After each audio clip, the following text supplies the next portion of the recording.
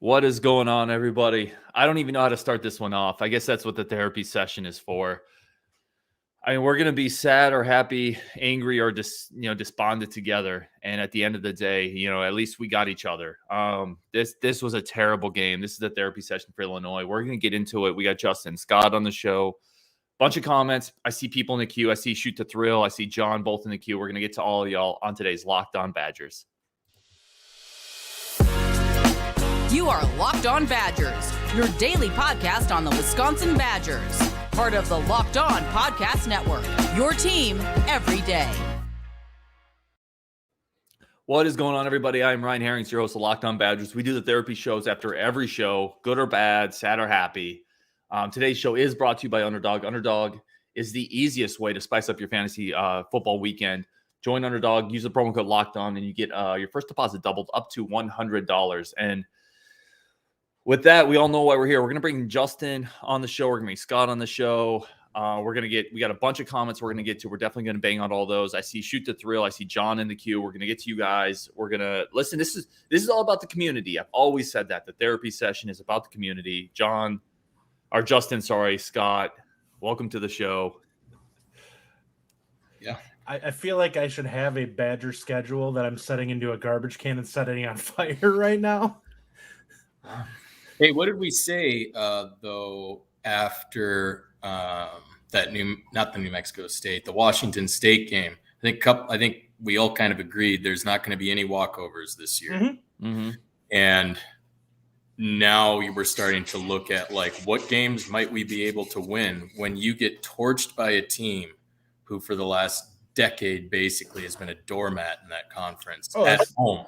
They said on the telecast that this is the first time they beat us in Madison in 20 years. Yeah. And they pummeled us. That's the thing too, right? I'm so frustrated right now because Scott, and you and I talked about this extensively. There's no layups left on the schedule, right? But we didn't expect Illinois to beat us they pummeled us. We look like Illinois was playing McNeese State. I mean, that was an absolute freaking joke. I'm sorry. This is a therapy session. I try to really be, and I think people recognize this. I try to really not be that podcast that comes on and screams, everything sucks or everything's great. But we look like a joke at home to Illinois. Everything sucks right now. That's for sure. Everything does suck right now. Well, here's my initial view on this. This team looks listless right now. The energy level's terrible. It does not feel. I brought up.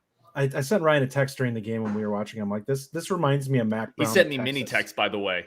Texts. Yeah. I'm a burst texter for anyone that's ever read. That's everything's one sentence, never the paragraph. It's 15 one sentence things. But I said this reminds me of Mac Brown at Texas. They just kind of gradually just started falling down. Yeah, players started to zone out and didn't do it. And they really underperformed their talent level. Anyone who's looking at this team and thinks that Wisconsin is a bad team in terms of talent, they're wrong. This is a team that is not playing remotely to their talent level.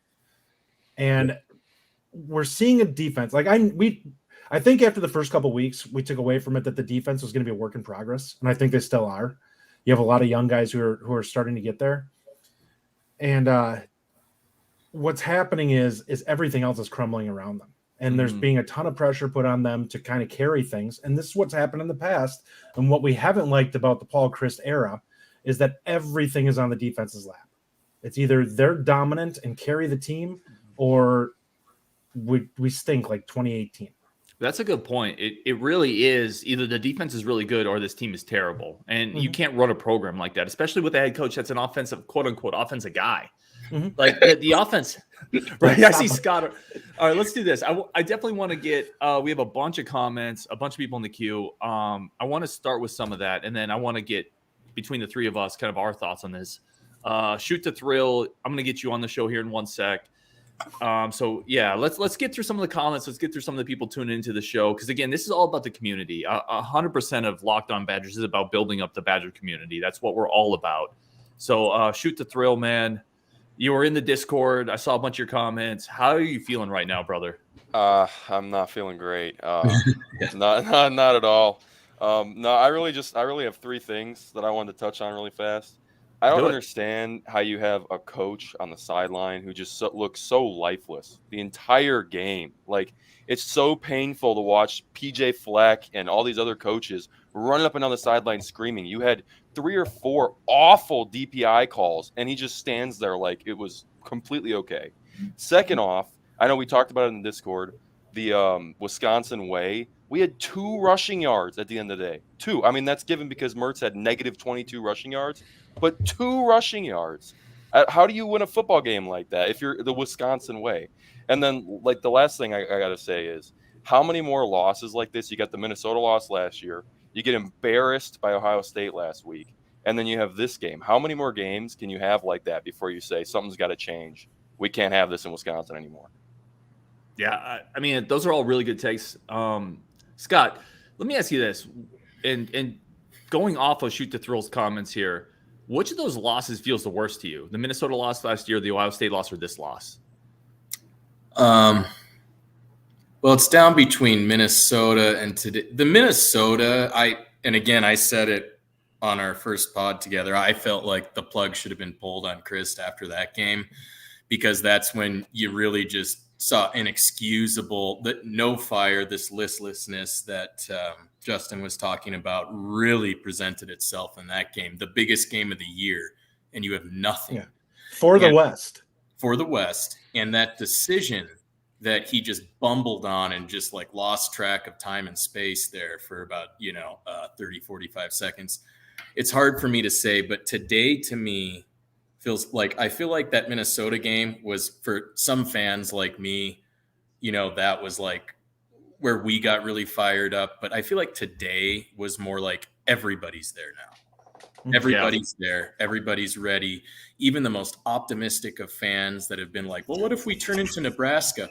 We're almost there. We're almost there. If I can add one more thing really quick. Please do, man. That Minnesota game, it's not like we were going to go play Ohio State. It was Michigan. Like, that team last year, we could have beaten them. Like, I don't understand. If we played the way we did at the end of the year against them when we played them the first time last year, we easily could have won that game. So it's like you fumble the opportunity to go in and win another championship game, and then you come out this year losing into Washington State. Like, I don't understand it. It sounds like you're done. Like, it sounds like, and I don't want to put words in your mouth, man, but it sounds like you are done with this roller coaster ride. It's just infuriating. Like, there was a standard set, okay, but from Russell Wilson until 2019, and that 2019 game was honestly, that killed me more than anything. Like, because I'm watching it and we're up, what was it, 19 at halftime, and we lose. I mean, it's been ever since then that I just can't anymore. Like, I don't know how you handle the complacency for 3-4 more years now. It would be tough, man. All right, dude. As always, for everyone who calls in, I apologize if I have to be quick with some of you guys. We have a ton of comments, ton of people. Shoot the thrill, man. Thank you so much for the call. Appreciate all your input into the Discord. Let's talk again for sure. Keep dialing in. Keep contributing to the Discord. Love your takes, man. For sure, guys. Try and have a good weekend now. We'll try. What about you guys? Like, what was the most difficult loss for you out of those 3? Because we're not even putting in the Oregon or the Penn State loss. And it's this one. Sorry, I don't mean to cut you off, but to me, it's this one. And Alex, Rajiv, Hunter, I see all you guys in the queue. We're gonna get to you guys next. But for me, it's this one. Like, you're coming off a Washington State loss that's inexcusable. An Ohio State loss where you get your teeth kicked in. You have to come out against a Big Ten West team that, quite frankly, Illinois is not a powerhouse. Like, we are not playing a great team here at home, coming off quite frankly, a loss where we look like a terrible program. You had to come out in this game and show some freaking fire. Against their old coach, too. And against your old coach. We just lost to Bielema in Madison. I sent out a tweet during the game. Everybody who remembers the Jen Bielema tweet karma. I was like, maybe she was just a couple years early, right? Like, maybe she was just a couple years early. And this is what she meant, that this was coming down our pike. Because Illinois looked like old Wisconsin, and we look like Rutgers. I'm sorry. Like, some of the stuff we did in this game is inexcusable. Like, there's no sense of urgency. Whoa. It's becoming a trend. Yeah. So just to finish up on that, to your question, Scott, this game is absolutely the worst of those 3 to me, because Ohio State is a talent deficiency. The Minnesota game last year, we were kind of worn down. Braylon was hurt. Look, that's not a good loss, but it is what it is. This was at home. against Illinois, and we got our teeth kicked in. It felt like a death knell today. Yeah. For me, looking at this, the stakes were clearly the highest in the Minnesota game. The way it looks for the program, to me, this was clearly the worst, because the energy, the attitude, the coaching mishaps in this game were it wasn't one or two.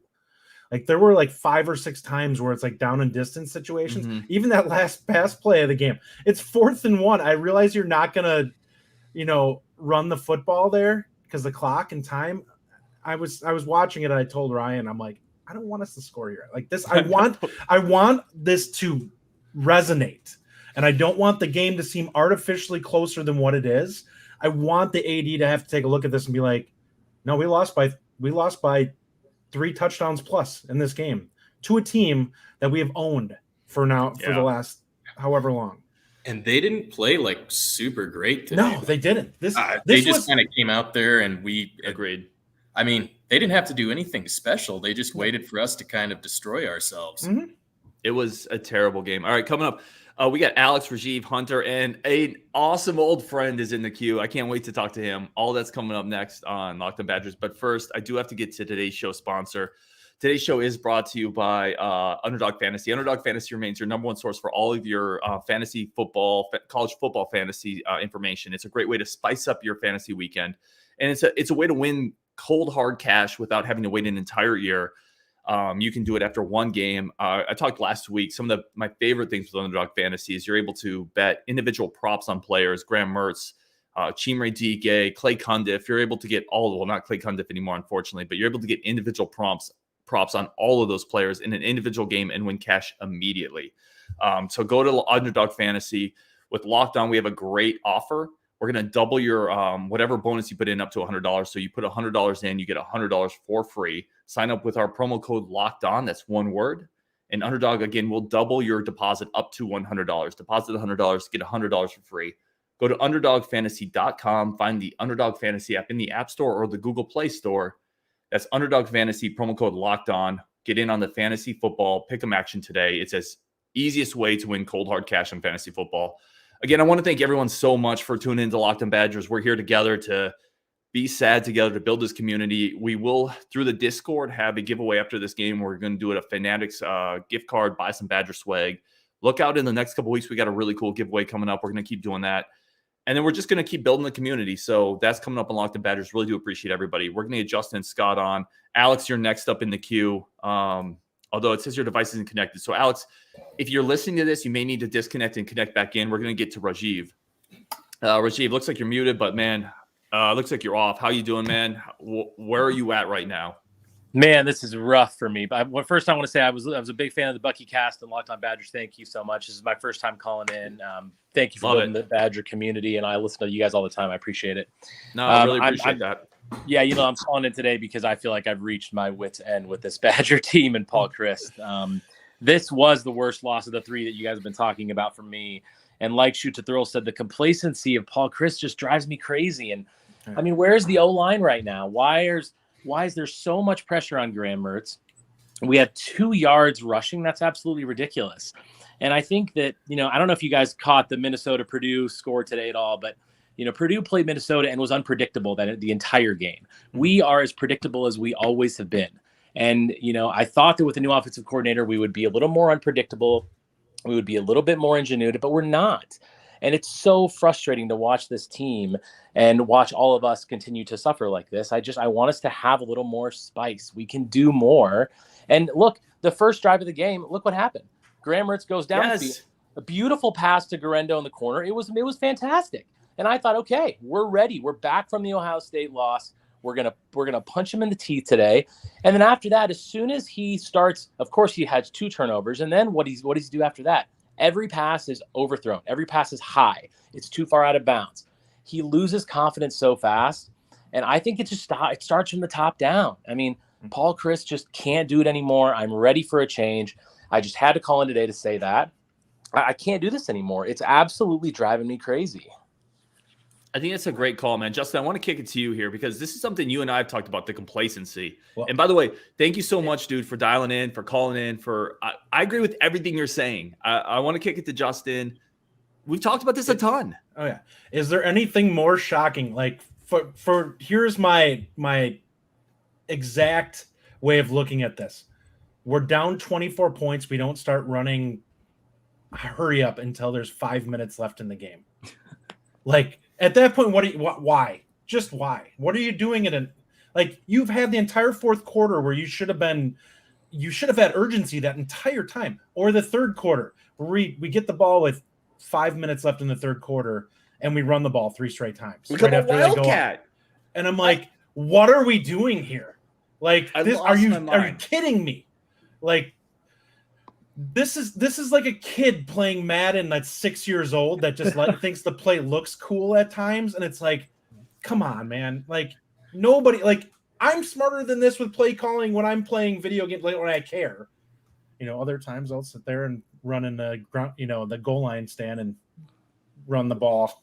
Rajiv, where are you calling from, man? Where are you calling from? Las Vegas. I'm a Badger alum, wow. and I live in Las Vegas now. And yeah, I mean, I've been a huge fan of the Badgers for 20 plus years. And yeah, this is just, it's driving me crazy. One more point I want to make on that Wildcat. Please. I feel like every single time I see, us run that Wildcat offense, I'm like, oh, this is going to be a 1 yard gain. He's going to hand off to Malusi, or he's going to run into the line.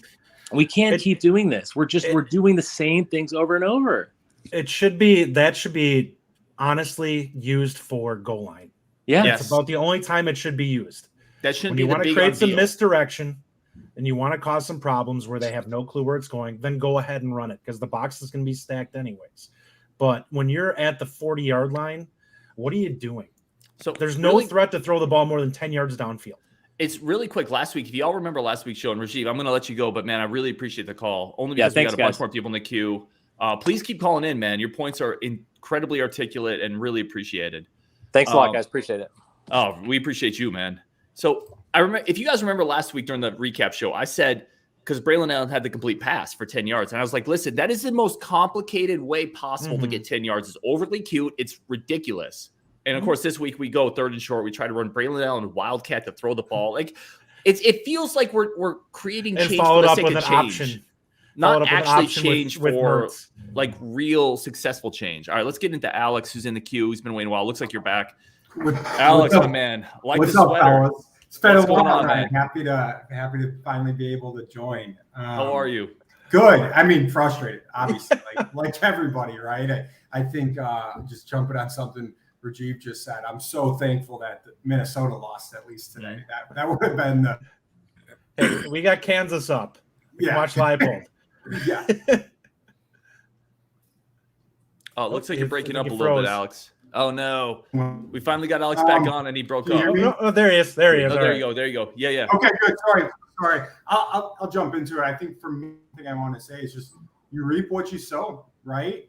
And for a lot of us that have been watching the program closely for a while, this unfortunately I don't think is a huge shock. I mean, to lose to Illinois by this much is always going to be a bit of a surprise, but I think of the offseason that was had and some of the decisions over the past couple years. I mean, this offseason, we hired 3 offensive coaches that have never coached the position before.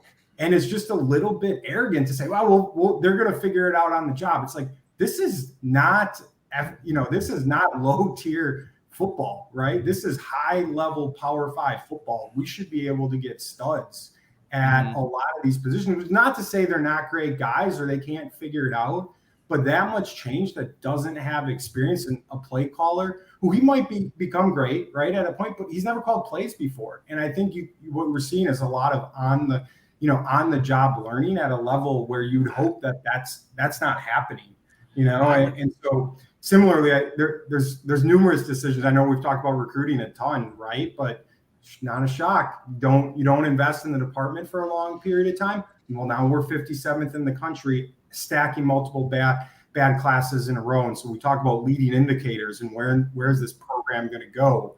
I think that's some of the things that has me really concerned. Those all good points. Scott, I want to kick it to you on this because you've talked for a while that you were kind of done with Chryst after that Minnesota loss. I feel like you were ahead of the curve here. Do you kind of dialing in with what Alex is saying? Yeah, it shouldn't be surprising. What was surprising kind of is how we kept being successful, kind of smoke and mirrors there for a couple of years. It felt like we would pull these games out in the end, when a lot of these games I felt, even though we'd win, it still felt like a loss in a certain way. So the recruiting, stacking those bad classes, by the way, obviously the correlation between Saeed leaving and what happened in the aftermath and what we're looking at now, for sure, that's not a coincidence. Mm-hmm. And we talked about hiring Al Johnson for the running backs coach. That's not looking very good right now. And then Ingram, dude, I don't even know. Is this his offense? I think he's handcuffed. I'm going to be blunt. The hubris that Ryan talked about in the offseason is what I keep coming back to. And I don't understand why. Like, why does Chryst, have that sense of hubris and pride and kind of an ego when this is not like an innovative coach. It's not stacking up. It feels like it was like a house of cards in a certain way. And now we're just seeing it all fall apart. And today feels like the culmination of all of those things. It feels like it all happened now. When you decide that you're going to be as conservative as we are offensively, if your defense does not hold up their end of the game, this is what happens. Yep. You're left with an offense that is not consistently good at scoring in football, and you end up just getting trounced because the defense crumbles. Like they're not ready to take the pressure off of things. What they're looking for right now, what should be happening if we were balanced, is that the offense would pick it up hopefully this year and at least put some scoring on the board so that the defense has an easier time. Maybe get the other team is forced to pass more or become more one-dimensional, and you give those young players a chance to grow up. Instead, what's happening is the offense is just sputtering, and now all that pressure, defense is worse because the other team can do whatever they want on offense and don't have to worry about us running away from them. So hey, one Alex, thing, curious. Go ahead. Yeah, I was just curious to get your guys' thoughts on it because I see, you start to see it on the board. It's obviously, or people talking about coaching changes and how much. And a lot of people are just, okay, it's going to go to Jimmy, right? But how much do you lump him in? I have an opinion here, but before, poisoning the well, curious on what you guys think. How much do you lump him into the struggles this year? So let me start here. I want to say that we have enough of, in my opinion, and I'm not speaking for Justin or Scott or certainly Alex or anyone else. In my opinion, we have enough of a track record with Jimmy Leonard and the defense for me to feel like he's not the issue here. Like listen, the last couple of games have not been a good look on JL, but we have enough of a track record where I feel confident in Leonard. I feel confident with the fact that everywhere he's played or coached, people have referred to him, from Rex Ryan to other teammates that play with him, as a coach on the field. So I like JL. I don't think he's the issue here.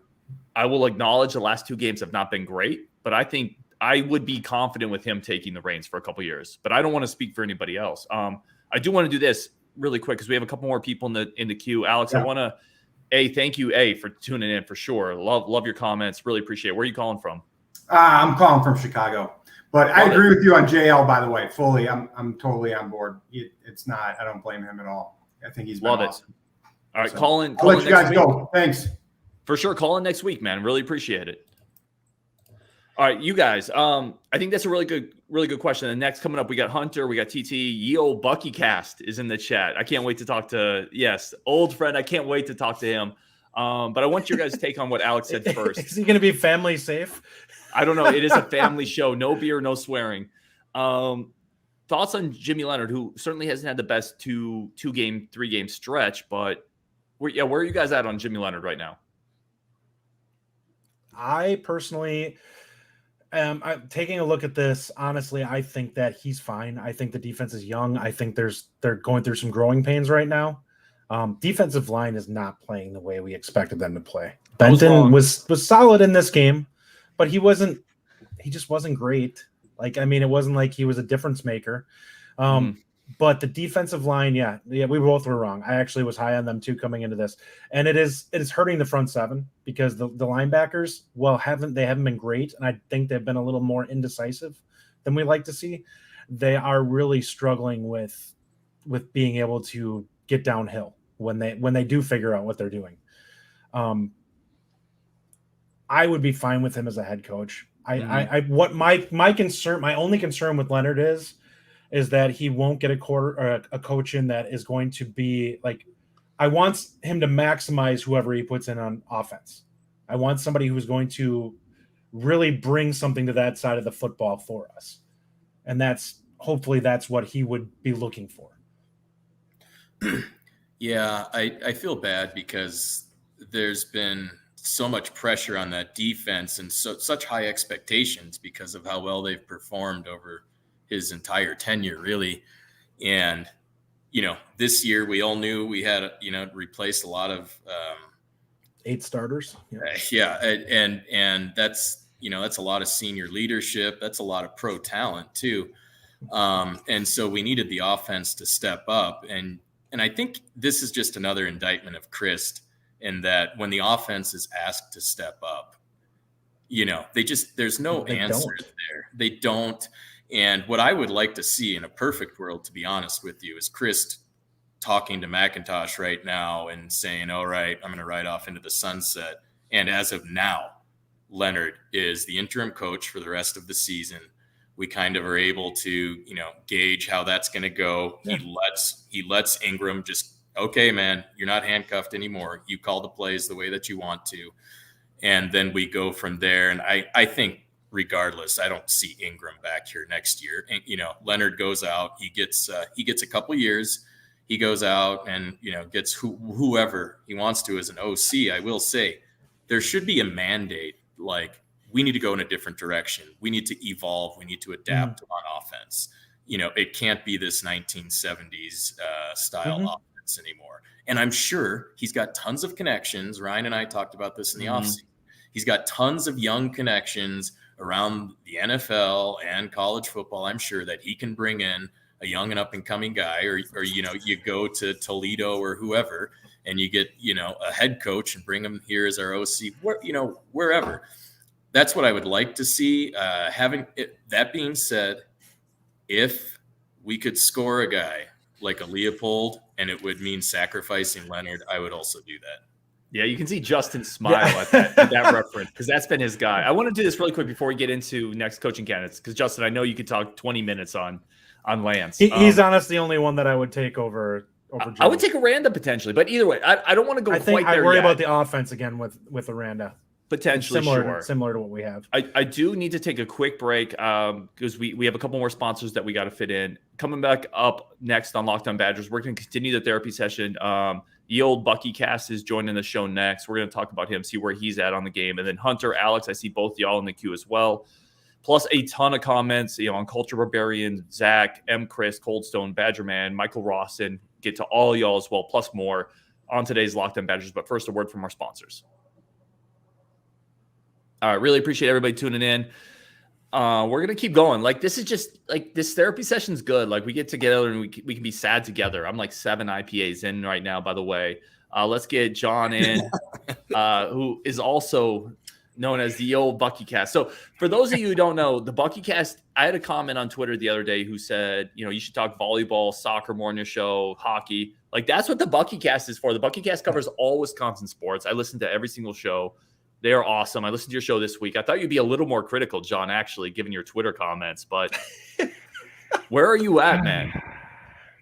I didn't think I was that critical on Twitter, but who knows? I was a little offended that you guys put up the "Hey, no drinking, no swearing" when you mentioned my name. I was like, this is a family show, John. I know. That's why I'm here with nothing. But anyway, no, yeah, I was just gonna say actually before you guys brought me on, I'm like, women's sports doing really well. No kidding. Hockey had a 9-0 win last night or something. Yeah, they just swept Lindenhurst out of the house. But so there's good stuff going on in Wisconsin athletics, and it's just because football and men's basketball predominate. If they aren't doing well, then everyone tends to just feel really down on the athletic department in general. Boy, after last week, I was done finally. And for me, it's an energy level thing. It's not. I don't know if I would define Paul Chryst as egotistical, but I would say he's tired.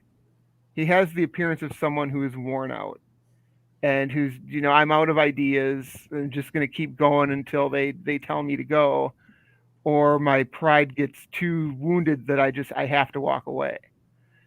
On that note, I honestly don't know where they go from here, because they still have 7 games left to play.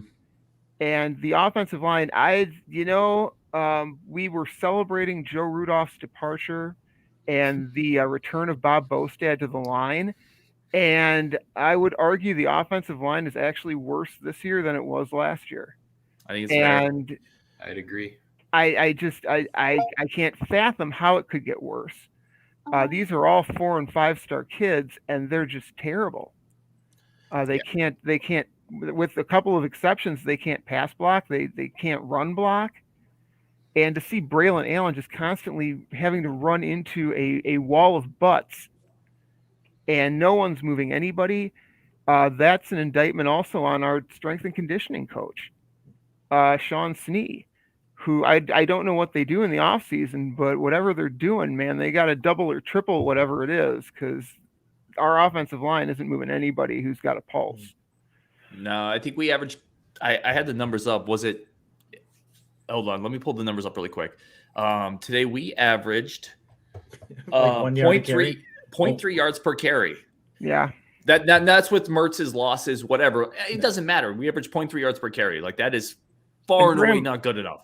Graham Mertz today, I thought, was just placed behind the 8 ball. He had one really bad throw, but outside of that, I mean, he hurt his hand. He was injured on top of that, and that's why you kind of saw him fall apart there towards the end of the game. Then they ran a triple or an option with him immediately after. Yeah, on 2nd and 20. Which was mind-boggling. I couldn't understand that one at all. And I think previous caller, and you guys are right. It seems like they're just calling plays just to call plays. Like, there's no plan. It's like a grab bag. There's, just what do we got for 2nd and 20? I don't know. Zone read with our injured quarterback. There's something in there. Look it up. Look it up. And I had a whole note about that. It's like, there's been a long-standing, and all of us have talked about this. Scott, I've talked about this with you, and I know the 3 of us on the previous Bucky guest have talked about this. Paul Chryst before the halftime gets crazy conservative typically anyway. And this is a game where 2nd and 20 with an injured quarterback before halftime, with Illinois getting the ball after halftime, we run a zone read with our quarterback. And he just, like, what are we doing? I don't even understand. Even if you just want to run the ball there, if you want to say we're going to go to halftime, our first half was not good, don't keep the ball in your quarterback's hands who is hurt. It just doesn't make any sense to me. And for the record, like, as done as I am with Paul Chryst now, and I was late to that wagon, but I felt he deserved one more year to see, and with all the coaching changes, I'm like, you can still win with a run offense, but you have to be creative with it and get the ball to all sorts of different people out of those formations, and they just don't do it. They run these plays, and I can predict beforehand what's going to happen. If I can predict it, and I'm just Joe fan, what's an NFL caliber defensive coordinator like Ryan Walters going to do? He feasted on Wisconsin's predictable running game, and it's really bad offensive line play. So the only positive of today, I don't think Logan Brown played. So, I mean, I don't know what would have happened if Logan Brown would have played. Well, to throw in on that, and I know we've kind of put an embargo on the Leipold clock. They do run a run first offense. It's triple option based with an RPO out of it. And there's guys moving all over the place once the ball is snapped. It's so fun to watch. It's like, why can't Wisconsin do these things? This isn't a recruiting thing. Like, we could do this with the guys that we have, and it creates so much misdirection. Like, Justin, let's get creative with this stuff. Please pan your camera over to the altar you have to Lance Leipold. I think since I met you, have talked about he deserves one. He deserves one, given he's 4-0 with Kansas right now. That he's doing really well. He's averaging 45 points a game. Yeah. They're fun to Anyway, watch. yeah, no, I just one final thought. I think it's not like Illinois came out there and just played. Their offense did. The defense is Their good. defense came out and absolutely Yeah. kicked us in the face.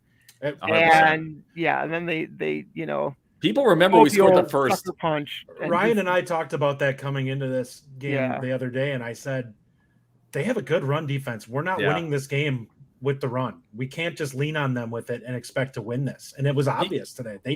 They brought 9 in the box the entire game. And we're just cool, pass it.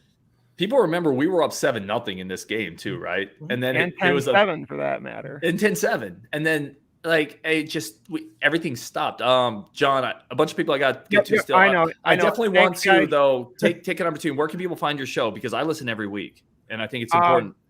You can find us. We usually post to Twitter when we do a show.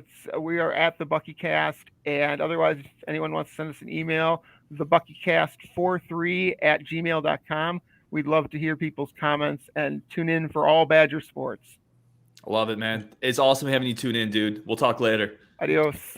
So that is, for those who haven't heard it, that is John from the BuckyCast. I listen every week, and I had a comment on Twitter asking me, and I got to respond to that comment, by the way. For those of you who send me stuff, I read everything. I try to respond to everything. I just get time limited. So the guy who sent me that asked me about talking more about women's volleyball, hockey.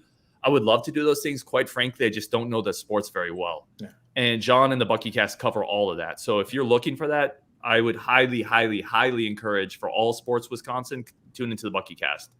And again, we're here to build all Badger community. So John's a great dude, and what they do at the BuckyCast is awesome. Hunter, Alex, TJ, I see all you in the queue. We're going to get to you in 1 second.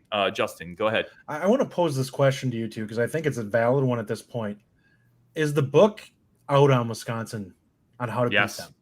Oh, yeah. Is it to the point now where teams are just like, we're putting 10 in the box, and cool, you can't throw consistently enough to beat us. We'll just grind this game down. We'll do what we do on offense, and you're not going to score enough to beat us if we can put up 20 plus. Well, I think this version of Wisconsin, the book is out on. Previous versions of Wisconsin, you couldn't do that, right? Because the offense line was good enough that you could put 8 in the box and we would still push you around. John is correct, by the way. Like, we haven't talked about it a ton. Like, we're not getting pushed at the line of scrimmage. Oh, no, not at all. I was going to say a lot of it comes to, yes, we can put it on Bostad, but it's like, a lot of it speaks to development, though, too. Like, you can't expect him to turn them from not good to great in one off season.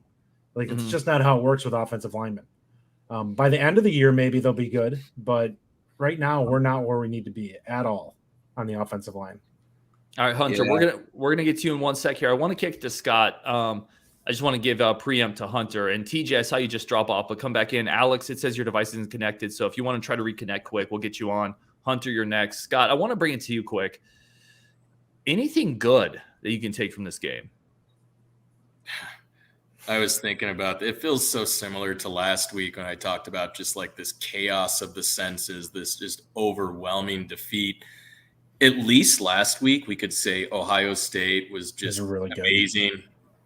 This week, like, Illinois just kind of went out there and plotted their way to a dominant victory. Like, they didn't even have to do – I mean, they weren't running trick plays and stuff. They just out-Wisconsined us. I don't know. I was doing some research. I can't find the last time we ran for this really quick. I agree with that. Yeah, not to cut you off, Scott. I saw the punting comment. was good. Michael Rawson just threw a comment up. The punting was better. That might be where we're at, though. Michael, thank you. Great comment. And definitely trying to keep the show about football. I saw a comment from Badger Man. Keep it about football. Definitely trying to keep it there. Michael, yeah, that's it. That might be it, right? Like, Vooch had a good game. Vooch had a good game. Van Zels had a really pure field goal. Those aren't nothing. Rushed. Special teams is good. Like, that matters. But the fact that we're going there. Minus a fumbled kickoff return. Oh, the injuries. We should really quickly mention, I feel heartbroken for Isaac Rendo getting hurt on a kickoff return. So I threw it in the Discord, but we had on the BuckyCast, and Justin, I think you were in on this, had a really nice conversation with his mom like a year ago. And this is a dude that stays after games, signs autographs for kids, has rehabbed off of multiple injuries. Garendo getting hurt was heartbreaking to me. And then you see Keontae Lewis get hurt, Hayden Rucci get hurt. Lewis came back, though, didn't he? Lewis, I don't think was a major injury. It sounded like he was running again on the sideline, but the Grendo thing is heartbreaking to me. Yes. All right, Hunter, I'm going to bring you on the show quick. Definitely want to see where you're at, man. Hey, man, how's it going? How are y'all? How are y'all feeling? Been better. How are you? I would say I'm not how I wanted to be at 3 o'clock on my Saturday, but it's whatever. It could be better, it could be worse, I guess. I'm happy Wisconsin, or I'm happy Minnesota pulled it off against Purdue. That was cool. And then he's gone. Hunter came up and he was disappeared already.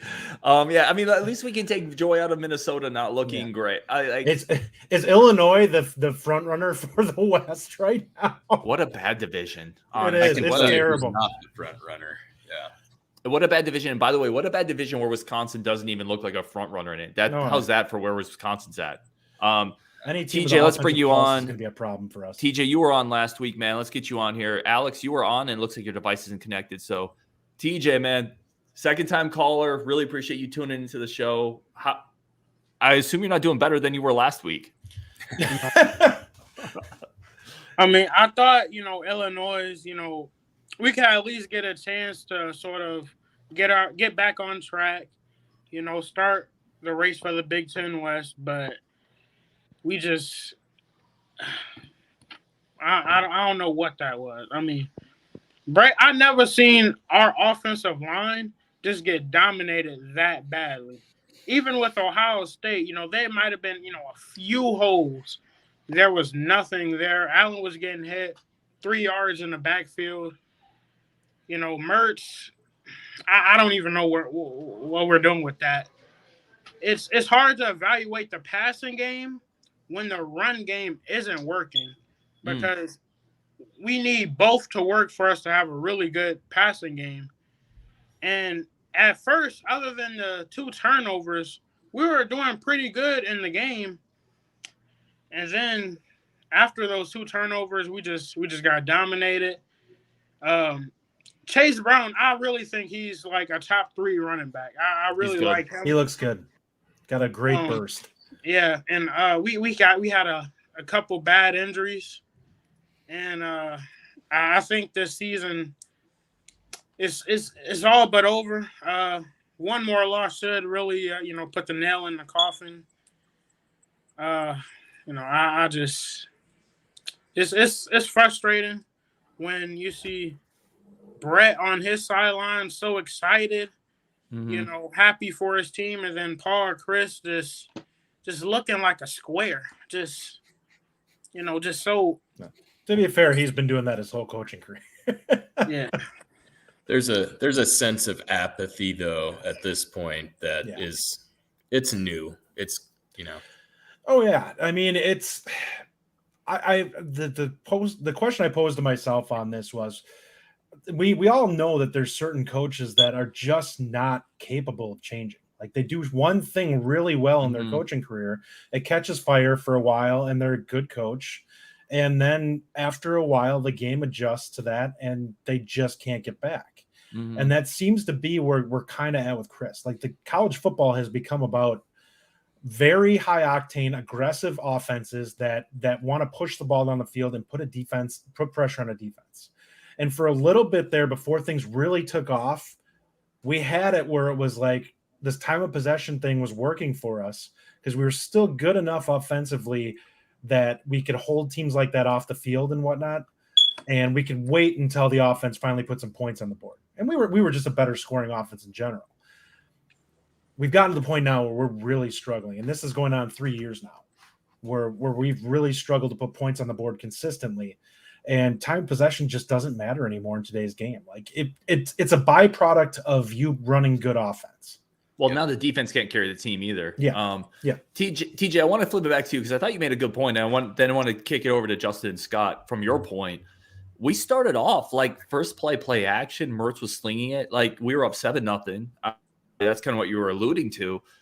I love seeing first play action. They had Isaac Garendo involved in the passing game, getting our athletes in space. And I was like, all right, here we go.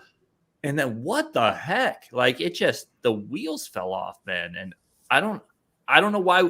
Here's my biggest thing, and y'all correct me if I'm wrong. TJ, jump into this too if you think I'm wrong.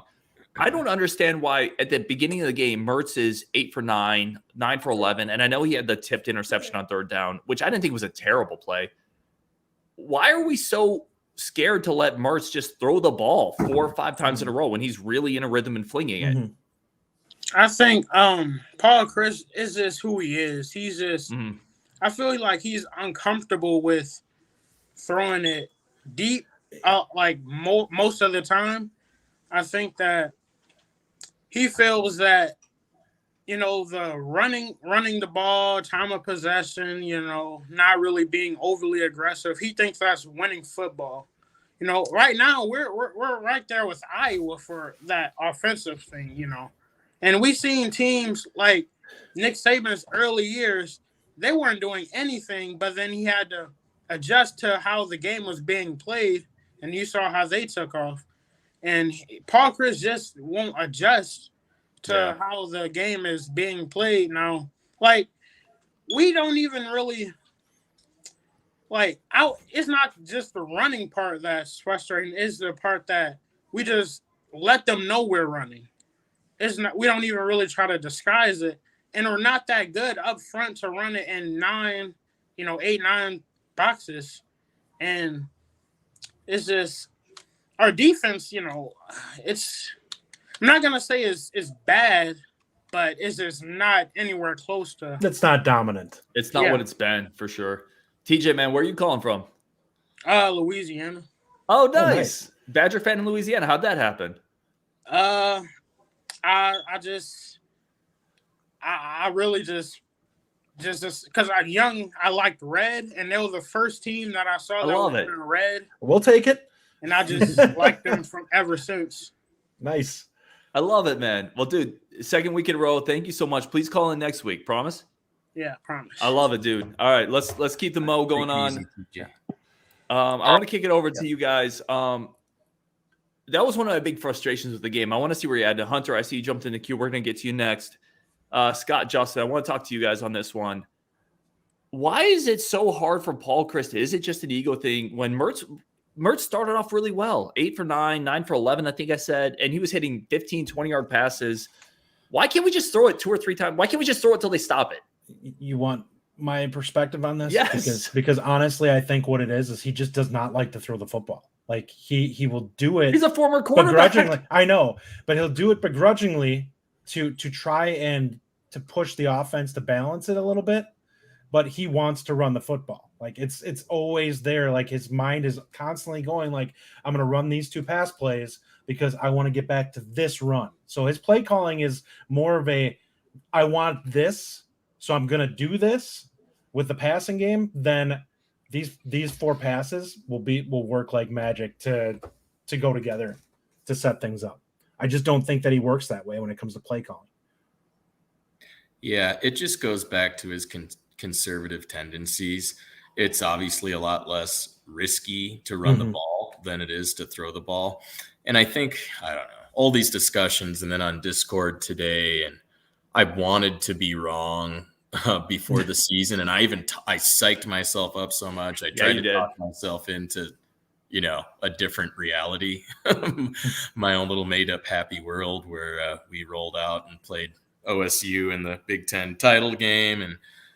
And we can dissect this to bits. At the end of the day, the game has passed him by and he's got to go. Like, it has to happen. Whatever happens, the rest, we know we're going to lose some more games. Like, it's going to happen. And the game has passed him by. I just hope that he can see that and he doesn't want to get humiliated anymore, because it is humiliating right now when they pan the sidelines, they go to him, he looks lost. He just, like, there's a sense of, like I said, like apathy. He's just in so far over his head. We've talked about how recruiting has changed. He was asleep at the wheel for almost a year with that recruiting department. He sat and watched this offense for 2 years do absolutely nothing. Then we get in another offensive coordinator that he won't let run the ship.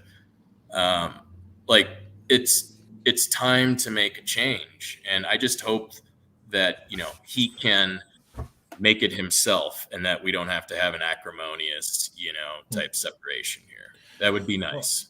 Here's a thought I have on offense, at least in my mindset of how offense should work, is that it needs to work independently. Like your run game should be able to run independently as well as together with the pass game, and then the pass game should be able to run independently depending upon your matchup. So when you're playing a team like Ohio State, if they're putting 10 in the box, you need to find a way to make the passing game function as your run game, so to speak. Find those ways where you can get 5 easy yards here or there or whatever. However way that works. That's not how we do it with this offense, and that's the big problem. Is it's always, if I can't run the football, then the passing game's not going to work because they're built on each other. So if one's not functioning, then we can't function with the other side. Yeah. Illinois was doing what you I was just gonna say, yeah. Sorry, I didn't mean to cut you off, but the tunnel screens and stuff. Yeah, well, Illinois was also just doing the zone read into a quick slant, and they did it 3 times this game against, and it was easy. Like we don't do that, and that's Justin, to your point. I think, Scott, that's what you're saying before I rudely cut you off. No, it's all good. They were finding easy throws, which is play action pass, zone read out of shotgun, 7-yard slant, and that's a win. Hunter, let's get you on the show. I saw you come in and out a couple times. I definitely want to keep you in here before we potentially lose you again. Hey, what's going on, brother? I randomly left. My connection or something went out. No I don't worries. know what happened, but no worries. Listen, Paul Chryst missed the whole game. It's okay. Yeah. So back to what I was saying. I'm happy that Purdue beat Minnesota. That was something that I was, made this day a little bit better, obviously, with the defeat to Minnesota last year and all of that, and we all took that very not well, not good at all. But yeah, man, I think it all comes down to, where the head coach is, bro. Like we just can't seem to be doing anything. We have no culture behind it. I mean, last week in Ohio State's game, Ryan Day had his second string guys in, and he was motivating them and chewing their butts off. And, he was up by 35 plus points and the game was over and he was still in the game. He was still yelling at them. He was still motivating his guys. And, Clay Cundiff gets hurt, has a season like his injury is he's done. And career ending. Paul Chryst is 30 yards down the sideline until the cart gets over and then he goes over. It's like, you're not even by your guy when he's on the cart. You know what I mean? So it's like, and then they show a little snippet of Paul Chryst 30 yards down the sideline, just standing on an island by himself. It's like, where's the grit that we need, and where's the passion for this? And like Justin has said before, I personally don't think the Wisconsin way, this 1965 way, is the way to do it anymore. This offense simply cannot run on a single back formation and the whole entire country knows you're going to run the ball. Like it's simply not going to work. 2-yard runs, 1-yard run, and our offensive line hasn't done hardly anything at all this year to prove themselves, to give our halfbacks like any room to go at all. So, and let me throw this comment up here, Hunter. This ties in with what you're saying. CJL13 says in our comment section, if Paul doesn't care, why should the players care? And I want to throw my thoughts in here, and Hunter, man, thank you for the comments. Please stay on for a second. I want to throw my comments in here because I've said several times, like, I don't want people to be fake. Like, Paul Chryst isn't that like outwardly fiery. He's not PJ Fleck, in other words. And I think if you fake things, people know you're being fake. But at the same time, like in this game, for example, there were 2 or 3, I would call them toss-up pass interference calls. I'm not going to go to the refs on this game. We got our butts kicked, right? We didn't lose because of the refs, but at some point, Bielema is chewing referees out over a 5-yard penalty on a punt. And there's 2 or 3, I would call them iffy pass interference calls that go against the Badgers. And Paul Chryst looks like he's playing mental bingo. And I'm just like, I'm really not trying to be rude here, but it's like, bro, you got to do something. I mean, you're right, man. You got to work the refs. It's like basketball. If you lean on them, then they start to, it takes an effect after a while. Yeah. By the way, when they interviewed Guard at halftime, who felt like a breath of fresh air, I was just like, which is saying something because it's not exactly like Right. I know. That's a great call. Hunter, man, thank you so much for the call, dude. Please do it again. I appreciate your insights. Yeah, sorry about the connection. The connection worries. issues. No worries. But yeah, one thing I want to say finally is, I mean, Paul Chryst has got to go, man. I don't know how else to say it. He's got to go if this program wants to progress anymore. And I mean, teams just know what we're doing every play now. I mean, it's pretty obvious. Yeah, you're echoing the statements of a lot of people there, Hunter. Definitely call in next week. Really, really do appreciate it. Join our Discord if you haven't. Alrighty. Thanks, Hunter. All right, guys. I want to. Oh no, go ahead, Justin. Go. I actually want to respond to the CJ comment. I actually think Paul Chryst does care. I just don't think he knows what to do. Like, I think he's legitimately. Agreed. He just doesn't know how to fix this, and he's exasperated. He's exasperated.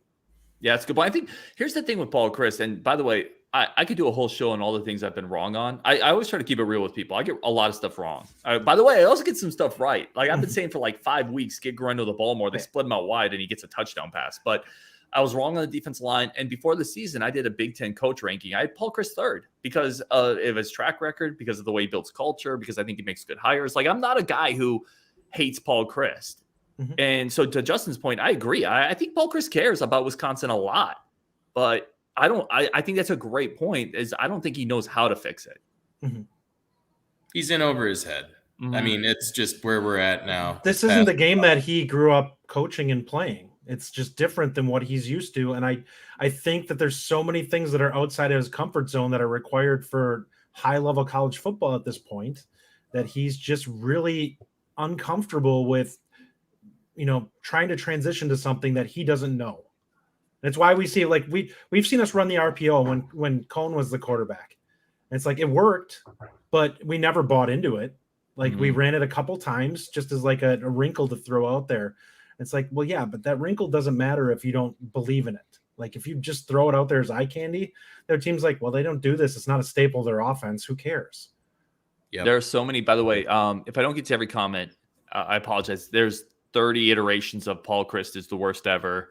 There's a lot of iterations of the same. So we're going to try to bang on some comments now. A lot of them are similar to Justin's here. Really impressed with our incredibly passionate coaching staff today. I wanted to bring this one up partially because I don't know how you quantify this. And I want to kind of kick it to you guys. Scott, I'll start with you here. I don't know how to quantify, did Illinois want it more? Did it look like they played harder? But it does feel like I don't think Illinois wanted it more. Like when I see in the second half, Rodis Johnson making plays, Isaiah Mullins making a play in the second half. But it certainly feels like they had a better game plan. And it certainly feels like their coaching staff maybe wanted it more. They're definitely more confident.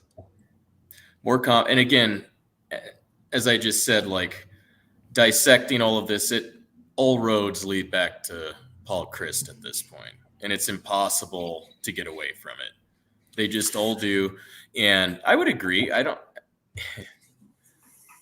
the beginning of the game, it sure didn't feel like Illinois wanted it more, but they did just execute it. They had a better game plan, as Justin just said. Our game plan has been the same for years now, and there's no deviation really, unless it's a wildcat rollout pass. Do we have anything offensively in any form of an identity? Like I know in previous seasons we've been a running team that we've had things we could hang our hat on that we felt comfortable going to if we needed something. We've nothing like that. We have lost our identity. And the culture that we've talked about for so long, like that culture is dissolving. This fear of us turning into Nebraska, like I said, it's happening in real time. Like it's happening. Yeah, and Badger Bournemouth, who's been with us really since the beginning. The team quit on Chryst.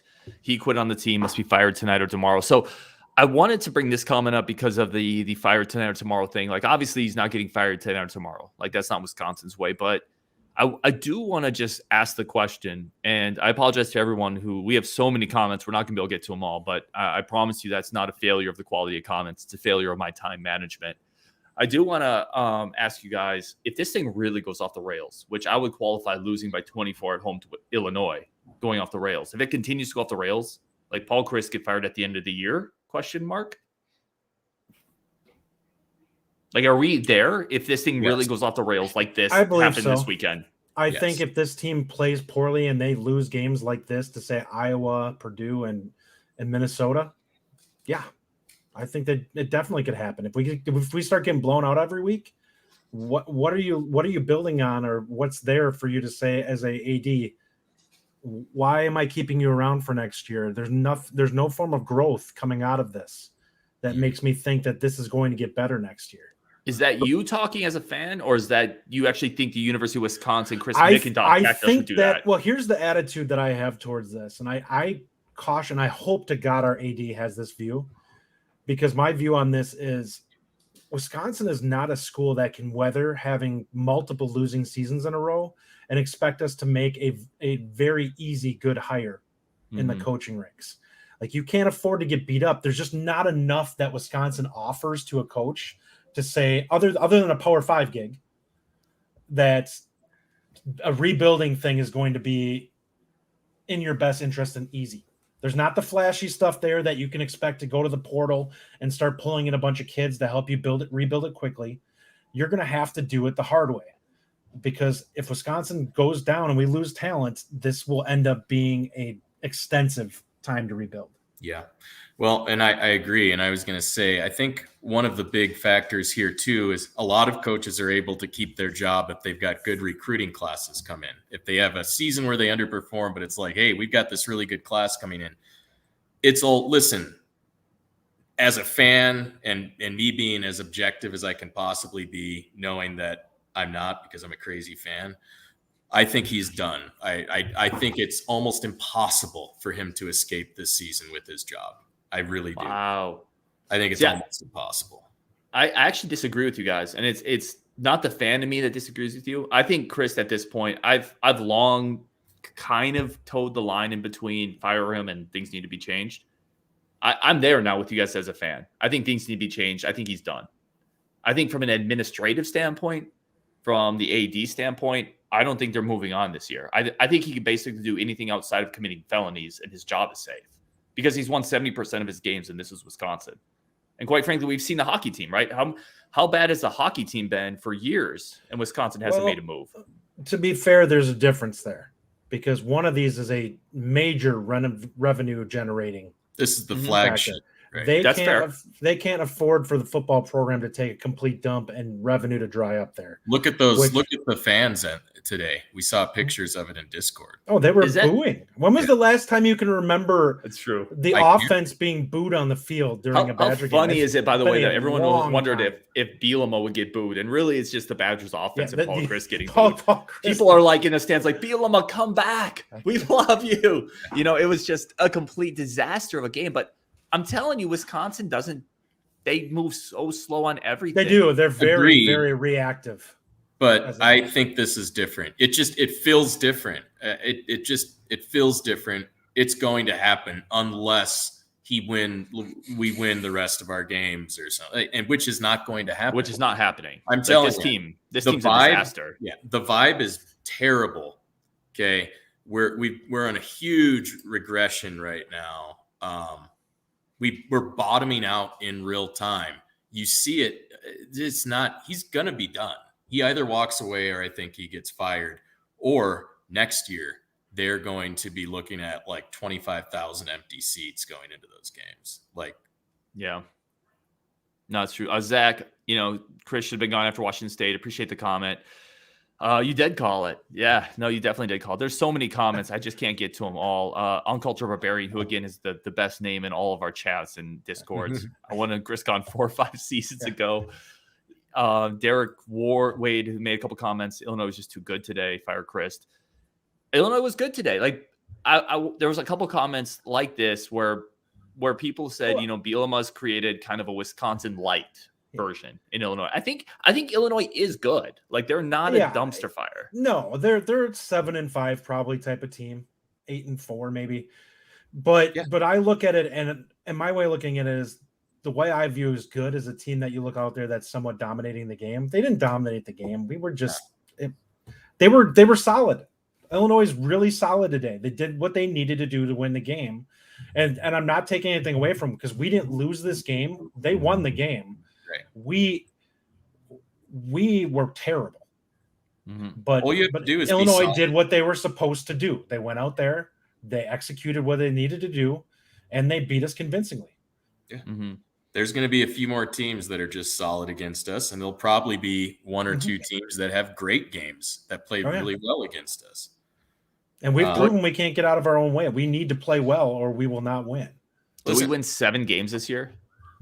Honestly. Maybe. I mean, I know we're in the shadow of a terrible game right now, so it always feels worse, right? 3 out of 4 terrible games. Well, they're probably going to that is a fair point, Scott. Who's next week? Northwestern? Northwestern next. Northwestern's bad. They're legitimately We bad. should beat Northwestern. Every other game, but every other game is pretty much a toss-up going forward. Now, it all depends on who shows up. If the running game clicks for a couple of games, we could end up winning a couple of games that, out of it. Like none of these games are like an automatic loss that are left on the schedule, but we are not playing clean enough football to beat probably Iowa or Minnesota. And Iowa's a terrible offense, but they're a very good defense. Maryland too will probably be a loss because they're offensively. Our secondary is not playing well enough to take down a team like Maryland right now. Let's talk they about have that some for a legit second. NFL talent. Man. Yeah, let's talk about the secondary for a second, and then we're going to wrap up because I've already kept you guys for an hour, and that's never my intention is just to keep your guys' time forever. By the way, Drew Andis with a comment, let Leonard get an interim run, see what happens. I think, Scott, that's what you were saying. He certainly couldn't hurt at this point. Then we get to see how Bobby April does as a defensive coordinator. Yeah, like it wouldn't hurt. But I would say this, the secondary that we all thought was mostly plugged because we got the second team all Pac-12 Jay Shaw. Justin Clark is like 37 years old, and he's played football for 3 decades. It's looked bad. And some of that's probably Alexander Smith being hurt and Hunter Wohler. But who would have thought Ricardo Hallman would be the highlight? Jay Shaw got picked on today, guys. And some of those penalties were iffy, but you notice who Illinois went after. Yeah. It's been a bad run for Jay Shaw. It's been so disappointing. Yeah, we expected more. Now, maybe if Alexander Smith is there, right, it pushes Jay Shaw down on the depth chart. It is what it is. But Jay Shaw hasn't looked that good. Zach Ramsey with a fun comment here. Wisconsin was the walkover this year. We were talking about all the other schools Wisconsin would walk over. Yeah. We said after last week, we looked like a MAC team. We repeated it again this week. We looked like a MAC team again. Michael Rawson, I knew it was going south when we ran Wildcat. The Wildcat stuff is running. Like Justin I don't want a running back receiving a snap when he's not accustomed to doing it when you're anywhere near the end zone. Do you know what works better on 3rd and 2nd than having your halfback throw the ball? Basically anything.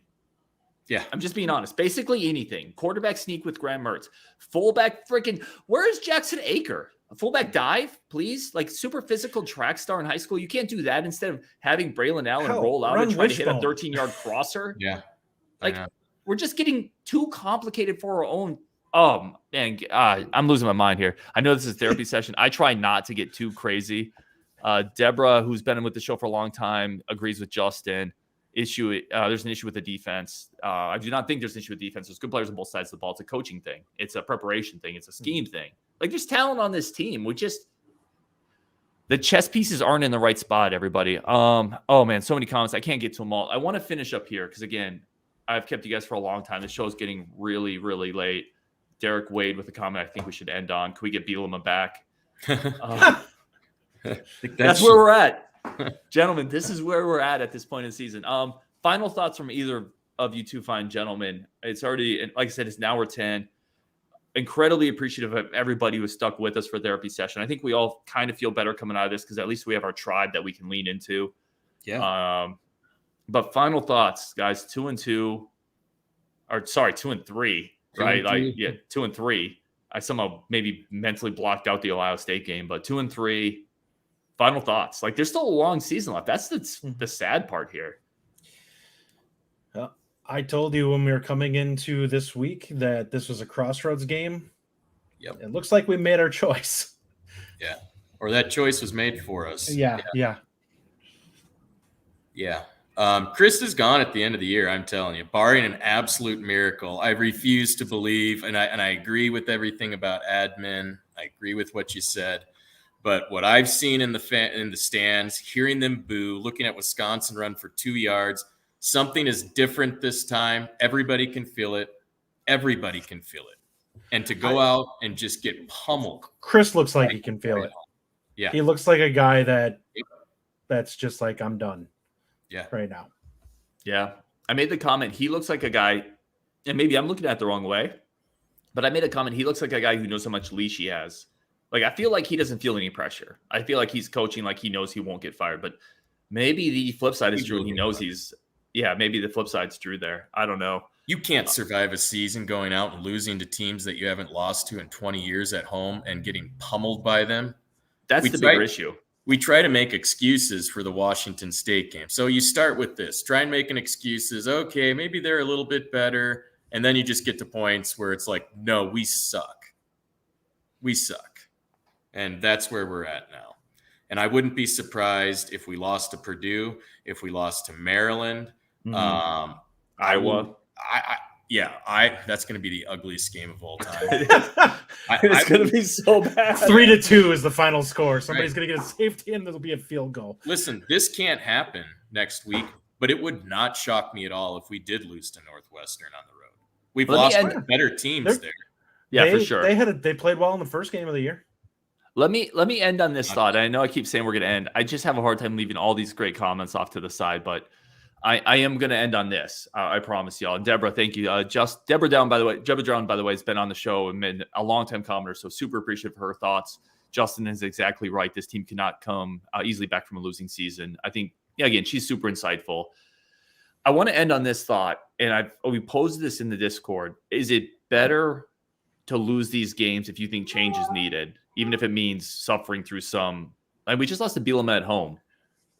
Where are you at mentally with this? Like, because if we run the table against some bad teams, it kind of props up the idea that changes don't need to be made. Y'all know what I'm asking here. Yeah. Do I think that it helps us actually? And it's going to create change is what will happen. If we continue to lose the games and we're not competitive, yeah, losses can be beneficial because they're kind of the catalyst. They will move things along. And I think that's exactly what we're kind of seeing here. And maybe that's maybe Chris is just like, I'm just done with this. And it wouldn't shock me. He's not a guy that wants anything to do with NIL. He's not a guy that wants anything to do with all the extracurricular stuff that's off the football field. Like, there's so much stuff here that's a headache to him that, like, I brought this up to Ryan offline where I'm like, he's a guy that looks like he just wants to be coaching like a D3 team where he can just coach his football. And that's what it's about, is just playing football. Mm-hmm. Yeah. I mean, yeah, I agree. Like, the whole accelerationist theory is kind of in real time right now, whether we want it or not. I just feel like today, and I listened to that pod, and I agreed, Justin, with what you said, that this was a crossroads. Although in my mind, I felt like a few other games prior in different seasons, we were already there. But if you weren't there already, you're there today. You got to be there today. Is there anybody that's not there today? No. Paul Chryst is there. Right. You would. Yeah. Badger man, thanks for the comments, man. We love these therapy sessions as much as y'all do.